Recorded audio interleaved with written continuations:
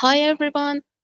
Um, and Today we have two presenters, Vignesh and Betty. And who wants to go first? Vignesh, okay? Okay, let me share the screen. So I have uploaded the paper in both Facebook page and as well as the Astroph sheets. So if someone wants to look at it, please have a look at it. So yes, is my screen visible? Yes. No. Okay. No? No? No. Oh my God. What is happening? What is happening? Entire screen. Yes. No, we don't have yours. Because of your internet problem. Ah.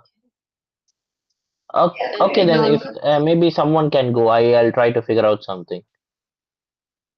it's okay. Okay.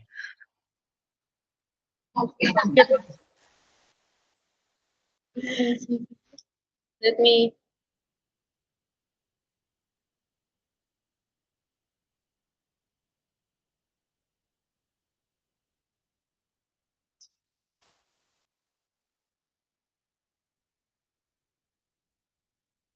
The internet connection is.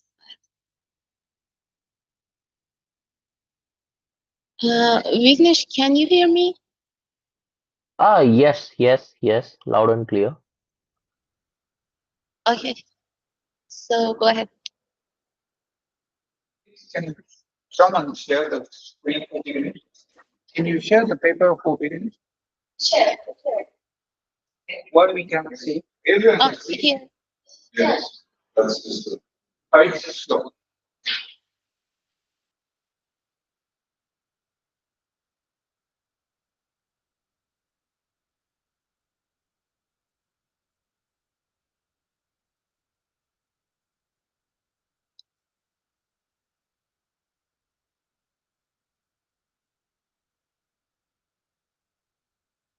Is my screen visible now? Hello,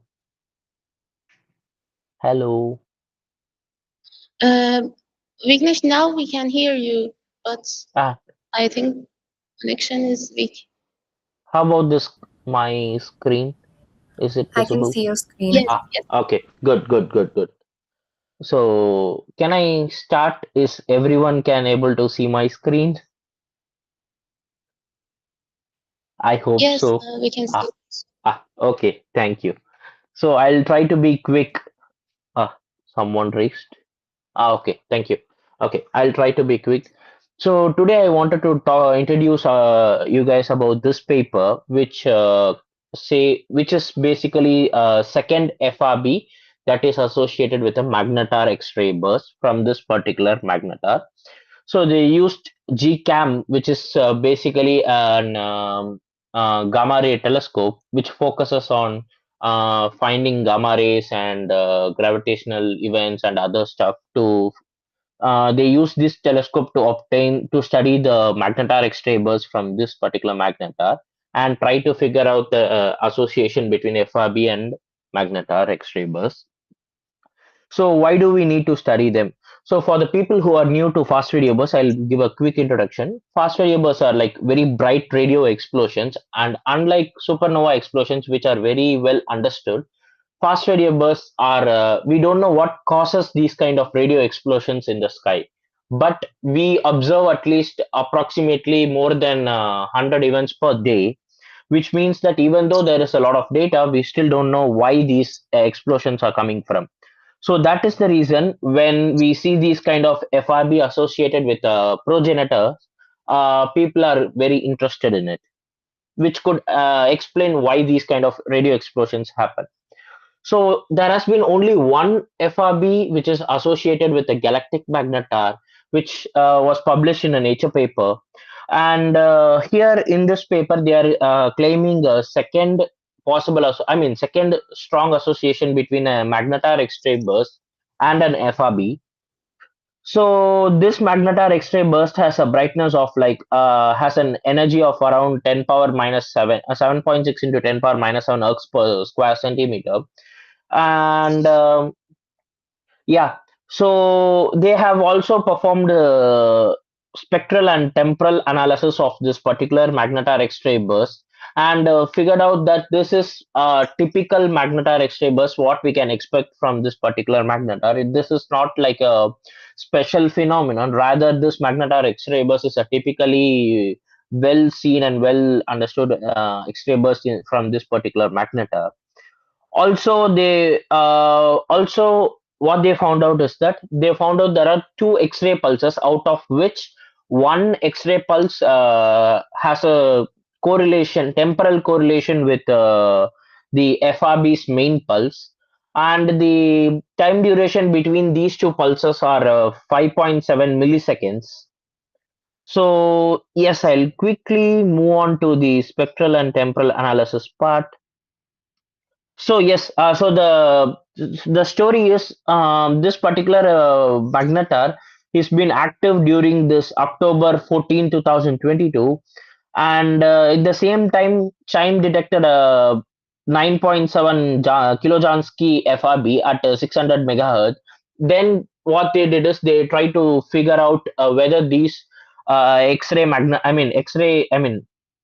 X-ray burst and FRB is associated in both temporal and as well as spectral features. For that, what they use is they used Bayesian information criterion to check the association.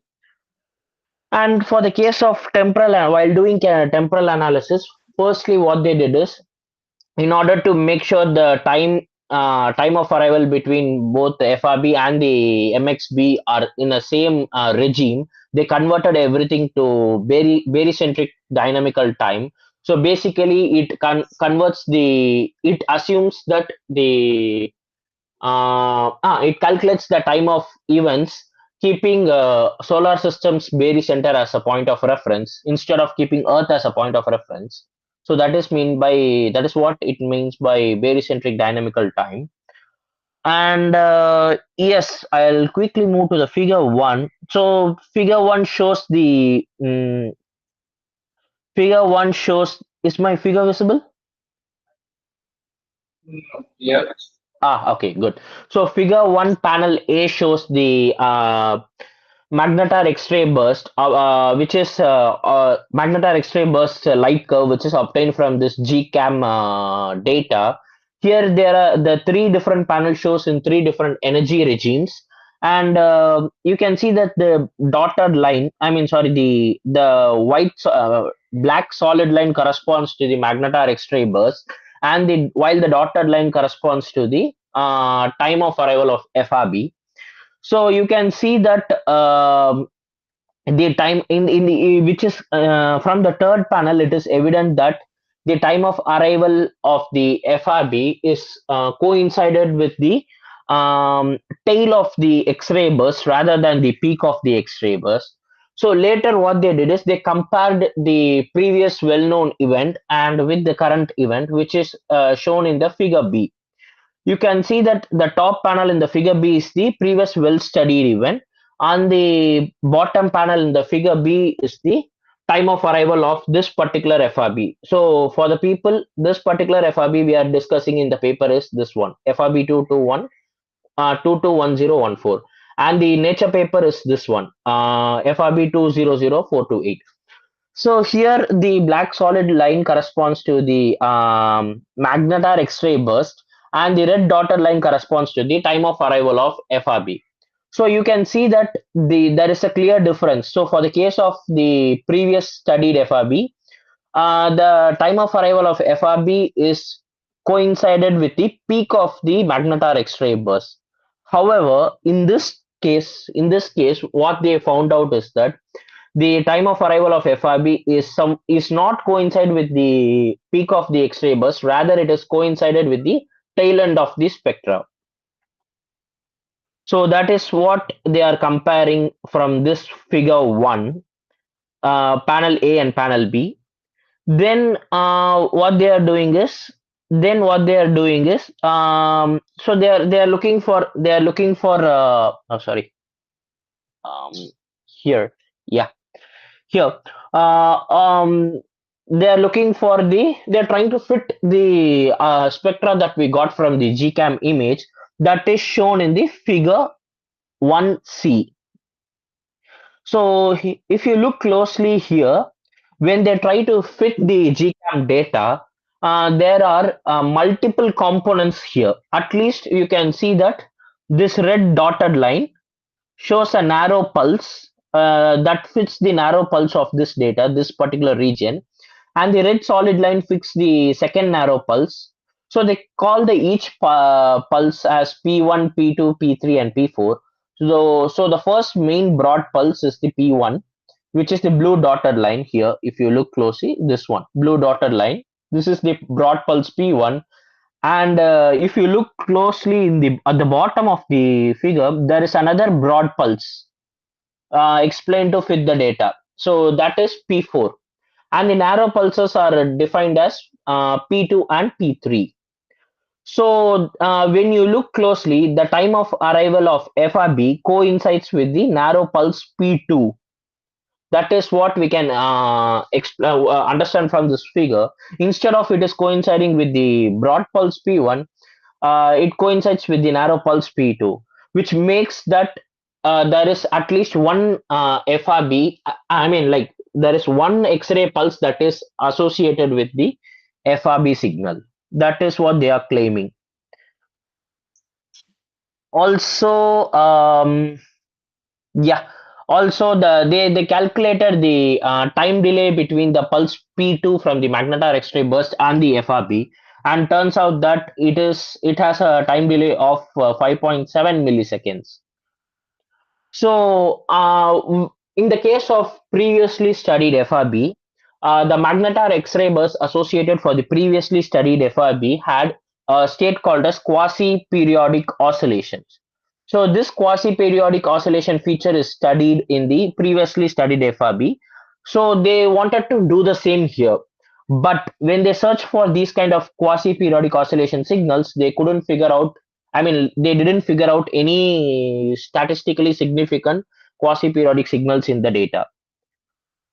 Apart from that, yes, when they talk about the spectral analysis, here I can show you in the figure 2. Yes, figure 2 shows the spectra taken from the different GCAM data.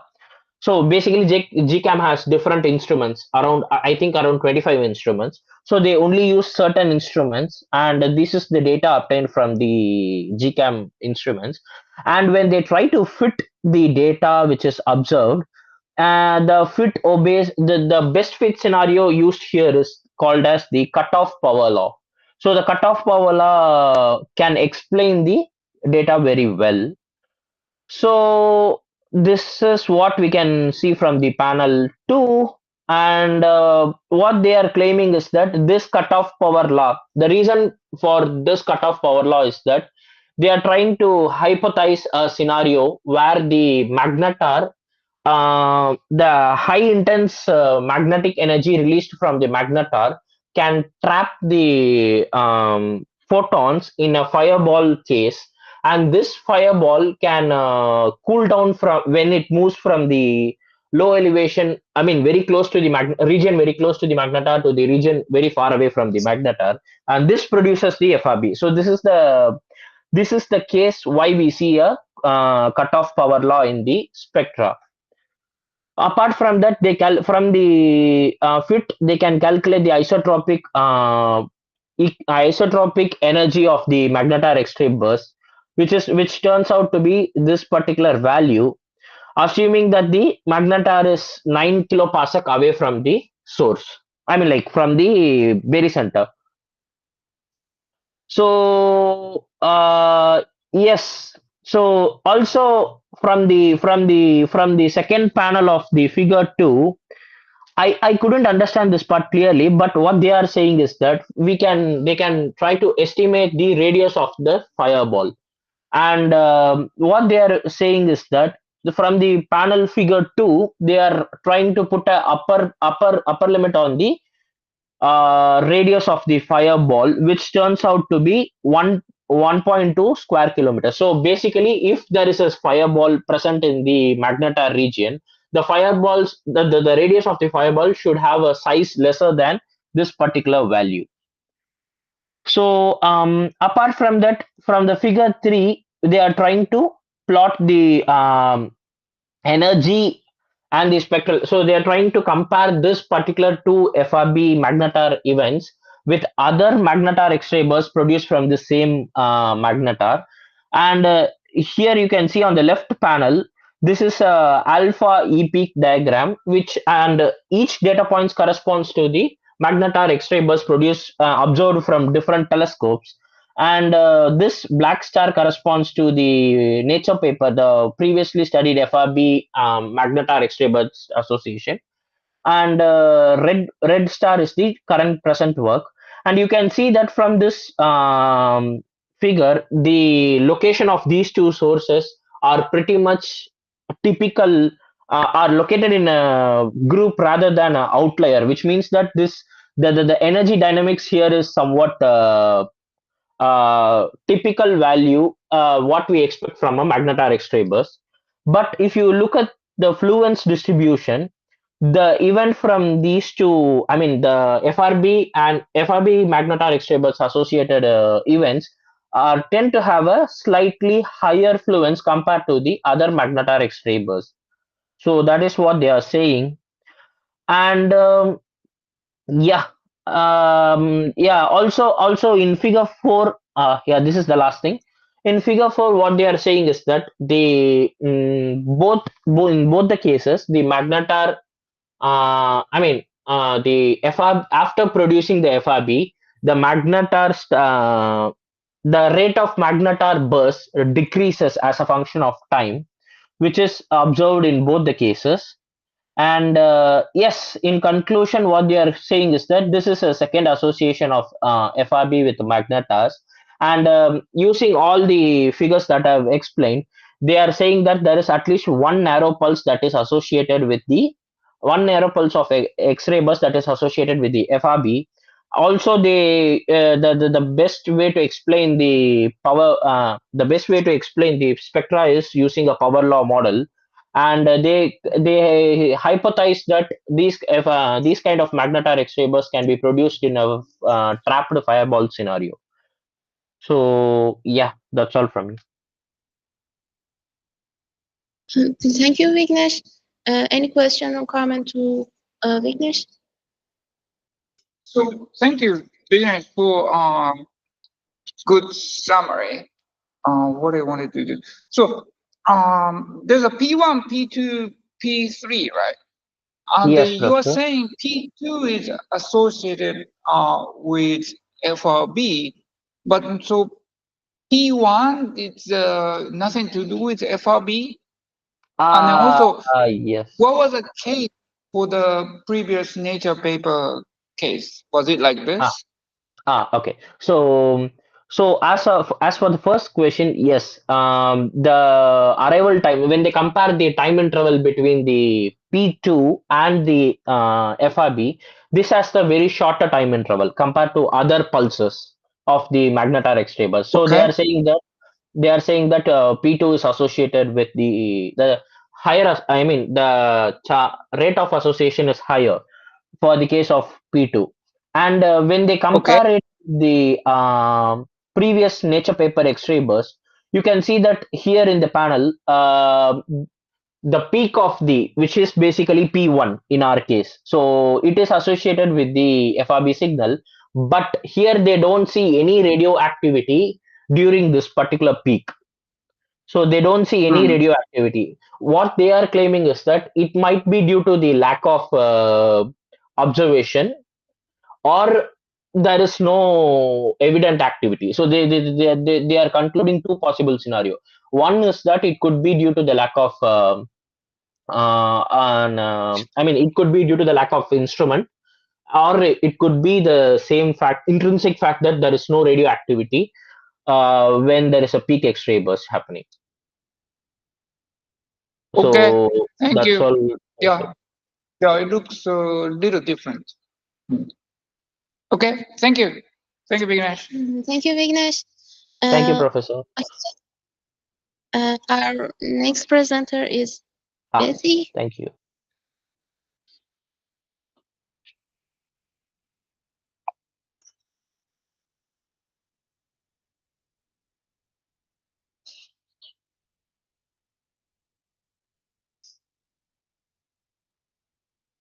Okay, then I'll talk about a benchmark to evaluate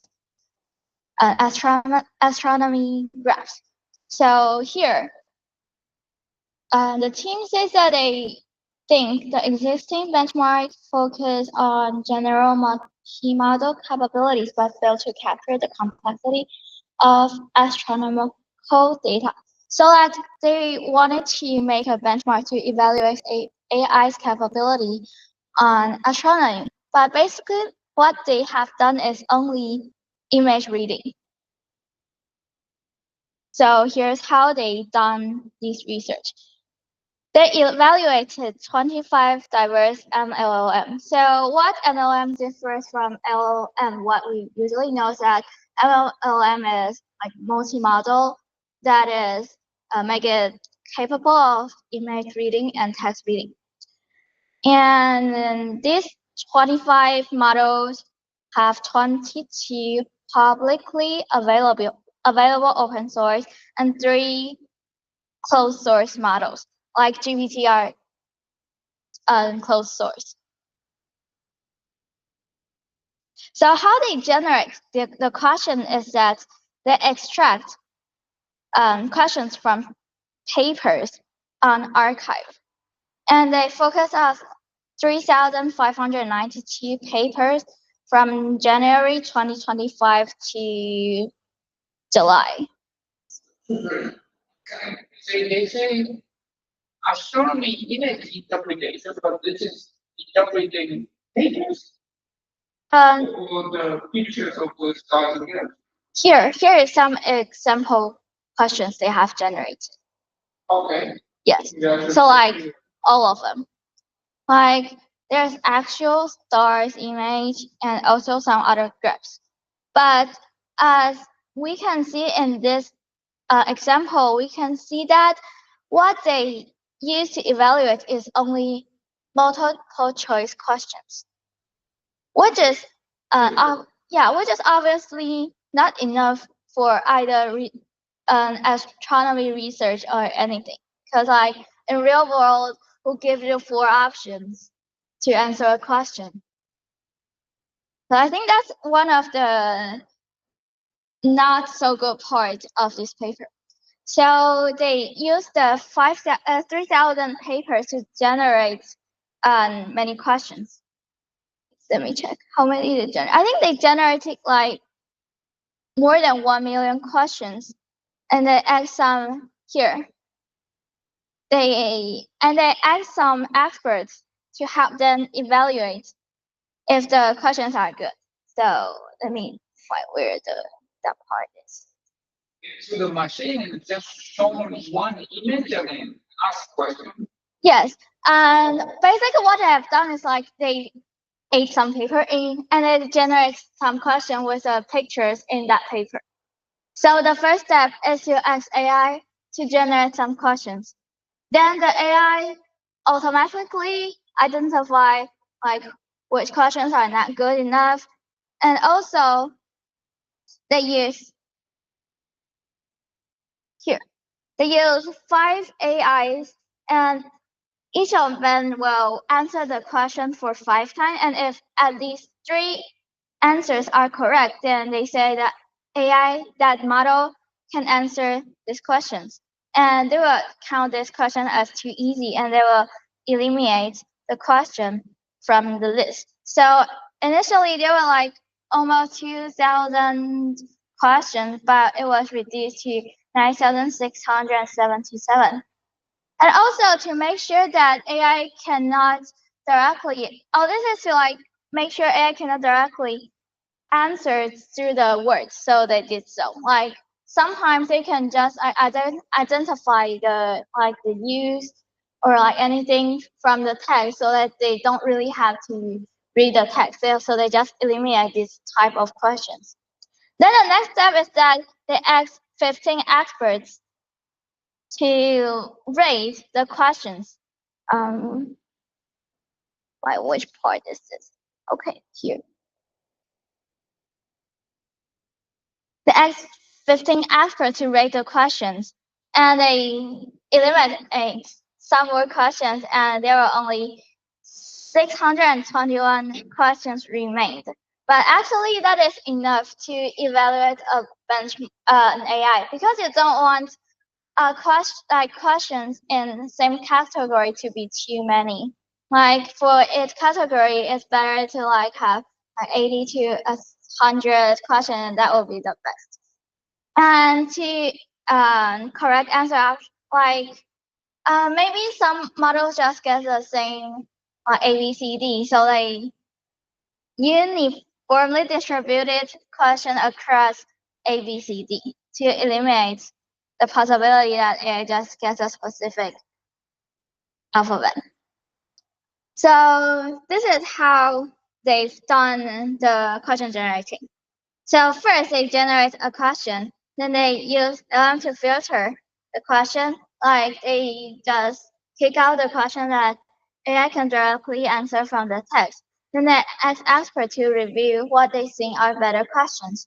They ask 15 astronomy experts to filter the question. Then they created this benchmark. Okay, so how they rate the capability of AI as they use the accuracy of the question AI is answered is how it rates. Because when you are doing benchmark, you want to give AI a score. And actually, the benefit of using multiple choices as a benchmark is that the answer is clear. It's only correct or incorrect. And there is only A or only B or only C or only D as an answer. So the scoring is obvious and clear. And here's the results.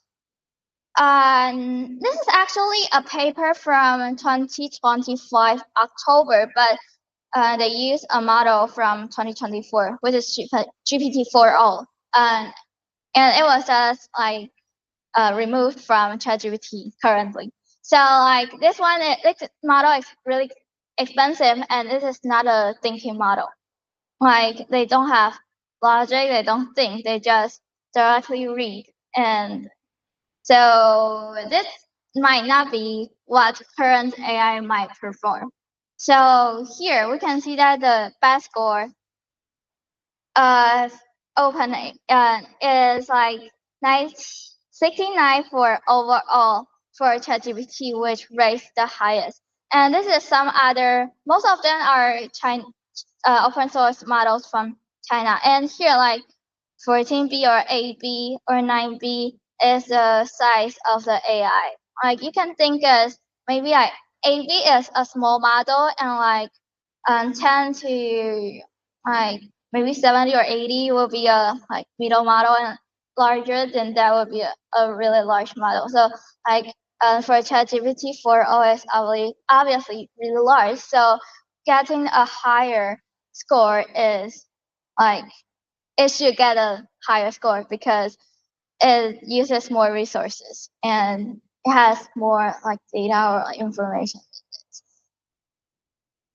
So I think I'm not reading this directly. So we can see this picture and see some performance over the AI. And these are some different fields in astronomy. And we can see that some models have different specialties on each field. And also we can see that this Chinese model is really good at this cosmology, while GPT is good overall. And so Chinese model is the best. yes, and they are cheap.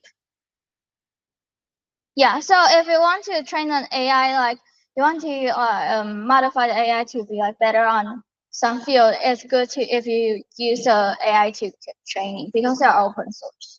You can directly use your thing and like making it better. Okay, so what? What are the cosmology? So the or depends on the field. Yeah. Here. So from here, there is like GACOETHEIMSR, and I think that is like from the archive, the category, same as the archive papers category. Cosmology just to be better. Yes, but 豆包 is good too. So is Chinese. Yes. So like maybe sometimes 豆包 is better like than GPT, but overall GPT 4.0 is the best. But now GPT have released many new models like 4.2 and 4.5. They at 5.3. That is also I 5.4 or 5.3 is a non-thinking model, but it's pretty fast and pretty accurate. Yeah, so if we want to rate AI score, we might also can choose these kind of new models to evaluate because I think choosing a model is not really that good to evaluate AI nowadays. So like performance across astronomy fields like varied. They have different like capability and performance on each field. And here are some like the things that they are not good enough. Like the task diversity is not enough because there are only multiple choices. So this is also why I think this paper could be improved. And also the quality of generated question can be inconsistent. And I think nowadays we can fix by like better prompting. And I can show you the prompt they use so that you know why the question they generated seems not be that good. And yeah, so they have to use like many experts to evaluate the questions like quality. But this is how usually benchmark are created nowadays. But I think now the big AI companies are working on coding skills more than academic skills. Like in 2024 to 2025, the half top years, they are like trying to train high quality academic performance AI, but now they are more focusing on coding or like agents, like how to use your computer to do something. That is what actually Anthropic and OpenAI are competing currently. So I'll show you the prompt they use to generate the questions. Here, is it act like a domain expert in astronomy education like this. So actually, it's obvious that the prompt is really short. So that if it is not that specific, the quality might be low. And here are some other examples questions that they give it to AI. So it's clear that I think multiple choices is not a good option to evaluate because there's only like 4 options. And you can see that AI don't randomly select the answer. They might choose between B and C. They just like eliminate the impossible answer and guess between 2 of them. And that's not good for evaluation. Yeah, so I think there are much to be improved in astronomy related benchmark. And also it's only limited to figure reading, which is not actually we need. Like we not only need picture reading, but we also need other things. So may I go to my app? Or maybe you get question first. Okay, sure. Ganesh? Uh, Hi there. So thank you for the wonderful summary. I was just wondering that all these models that you mentioned, especially ChatGPT, they hallucinate a lot. So giving a multiple choice questions A, B, C, D, how do the authors try to figure out whether the answer they give is via hallucinating, or like how do they check this hallucination thing for the AI models? Yes, this is another question. So this is basically the reason why I think multiple choice is not good, because you can just guess any answers and you don't know if there is any hallucination because you don't see the process of how they come up with the answer. So this is why I think multiple choice is not a good choice to uh, evaluate AI models. I was just wondering, like, even though if they use like multiple choice question, maybe they can add another prompt to justify why they chose that answer.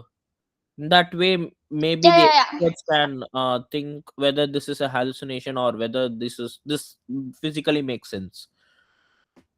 Yeah, so like current AI benchmark, what people usually do is they also check like each step. Like there is a point for each step. Like if they get the full credit, maybe they get 10, and if they finish the first step and they get like 2, and second they get 4, so that they can check the step of how they come up with the answer. So this might largely avoid hallucination. Okay. So also, I have a one more quick question. Is there time available? Can I ask? What? I mean, like, yeah. Okay. So the thing is, this only talks about the astrophysical concepts. What about the coding that involves an astrophysics? So basically, people ask for, so let's say, I wanted to fit data, or I wanted to obtain some spectra, 2D spectra. Just send me the code. So I want to make sure whether these kind of models can code, and what is the how accurate is the code that is given by these kind of models. Okay, so like for now, actually, the AI model from each company or like even open source or like closed source models, they have really good capability in code writing. So like for nowadays research, I think that should be more focused on multi-step operations or like research flows. So yes, AI can train their code writing skills, but this type of question generated the benchmark they create will definitely not help AI training this or like evaluation. It's not helping any of that coding skills. Okay. Okay. Yeah. Thank you. Uh, yeah, sure. So like just as what you asked me, the question you asked is answered by what I want to do. I created Astroph feed, like I generate feeds from the papers I archive every day. And here, I'll create some benchmark and maybe you can become the expert and evaluate if this type of questions help your research doing. So here is like the questions and here is an example answer. So there are many steps. And later on, when we want to evaluate AI, then we can come up with a like scoring strategy to give score and check on these steps so that we know AI is not just hallucinations. And there are multiple types of tests that I generate. So here, I have like figure analysis, actual image analysis, methodology critique, and like ambiguous questions and unanswerable. So that AI have to answer that this question is unanswerable. And this is quite important because sometimes AI just hallucinates. Like there is no answer to a question, they just randomly come up with one. So I think this is one important type of question that AI have to deal with, and also proposal writing, which we might use in researching and referee reports. So these are some type of question I might want to generate, but this is still too much. So like later on, I might need to do like some things like making these two into one figure analysis type, because there are 16, there are too many. Okay, so like by this type of question generating, I hope to make a like better evaluation for AI models. And since the AI currently is too strong, so like just answering numerical answers or like short answer is too easy for AI, obviously, for now. So like we might create more complicated tests, like containing multiple steps, and like the code test might be a little bit more difficult. So here, if you log into my app, you can, and I will like give you a expert role, like to control that there is no like undergrad or high school students calculating my benchmark, like my benchmark will be not that good quality. So you can see the question, and I'll have this word here. Like a good test is hard for AI agent, had a measurable answer, a clear question, and an accurate difficulty label. So like you have to rate if this question like has a ground truth, or like you're enough, or that if the difficulty is correct. Here's the difficulty. So you have to rate, and you can help me once a week or like once a day. That's fine. It's good. Like we don't necessarily need that much of questions. So like if there is only a little question but high quality, it will be good. And it will be even better if you add notes to it. Like if you have any thoughts. So here are like many types of questions that I've generated, and I've keep improving the AI benchmark question generating this during this time, because this is just like the first version of this generating benchmarks.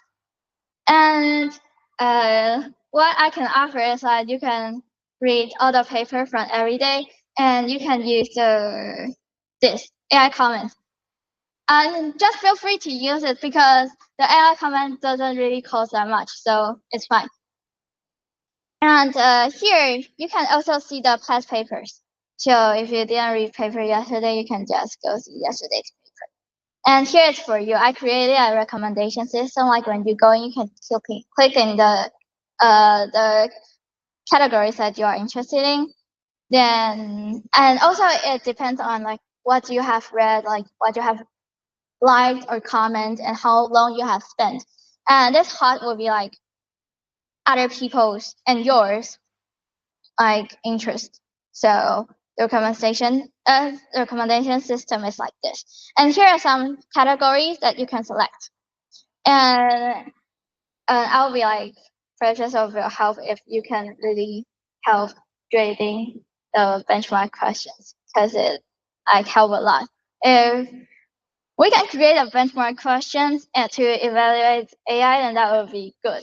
And after that, we can even train an AI model, smaller model that we can set up in our laboratory that can help us doing research that is specialized in astronomy research. So I think it could be helpful to all of us. Yeah. So that's all. Like, please help me like use this app, and I also can like see the user's activity, like what type of papers you might like, or like the writing style of the paper. Like I can see the results and improve the app. Yeah, so that's all about my app. So you can log into this astroph.app, and every day at 1 p.m. I'll start updating new papers, but it's like 3 per 10 minutes, and I'll finally finish it. I'll finish it every day. Yeah, because the reason why it's so slow is that the time of the time of problem of Brazil. So maybe I'll set it up on server one day, and it will be much faster. I'll improve the speed maybe. Okay. Yes. Thank you, Grady. Any questions, comments? Would you like to understand how to help me? If not, please ask a question.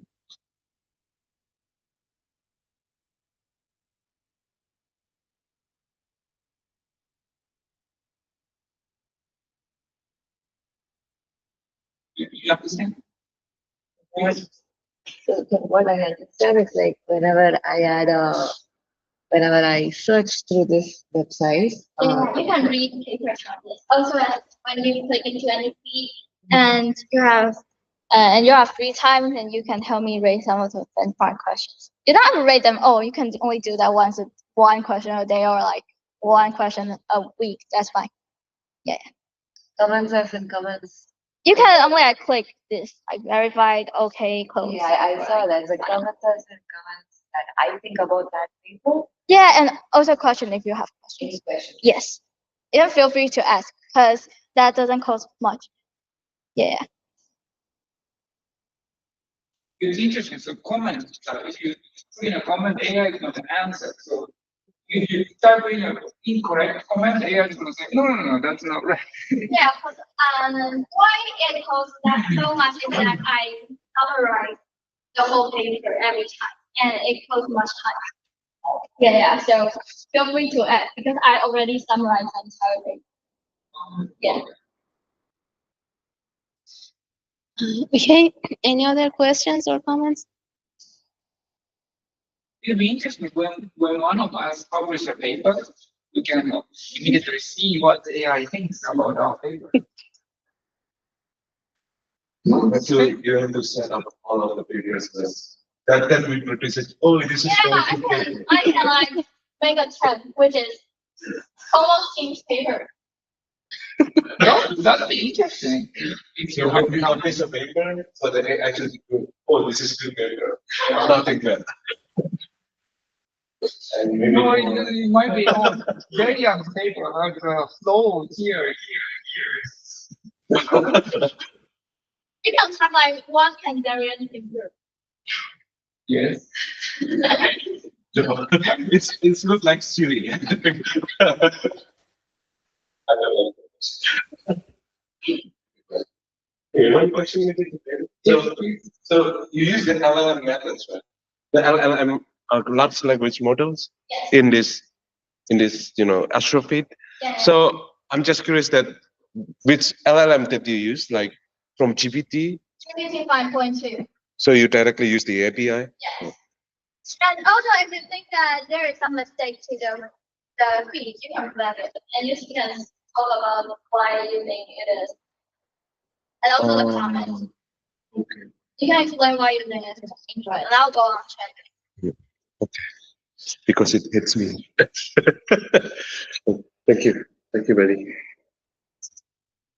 Yeah, if you have some suggestions, you can directly tell Betty. She's the one with me. Can I suggest maybe next time, Tuesday next week, maybe we try to use this to check paper by Tuesday, and then it's their feedback to Betty. Yeah. I don't know. Maybe someone wants. And maybe one day we can scale up, like we go to other like fields, and we have other fields benchmark, and we can do that. Possible? Yes. Thank you very much. So for next week, we wanna try Betty's app, okay? Or we have other presenters. No, I mean we try by next week ourselves. Presentation is presentation. Oh, okay. So for next week, Sherry is already volunteered. Any other volunteer for? Okay, I don't know. And then who else? What is granted? Sherry and I am Shri.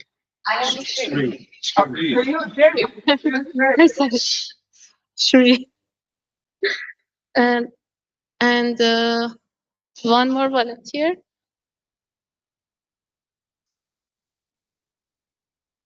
How about good to know talking about your paper? Tuesday, you can pick. Tuesday next week. Oh, thank you very much. So good to share Honora.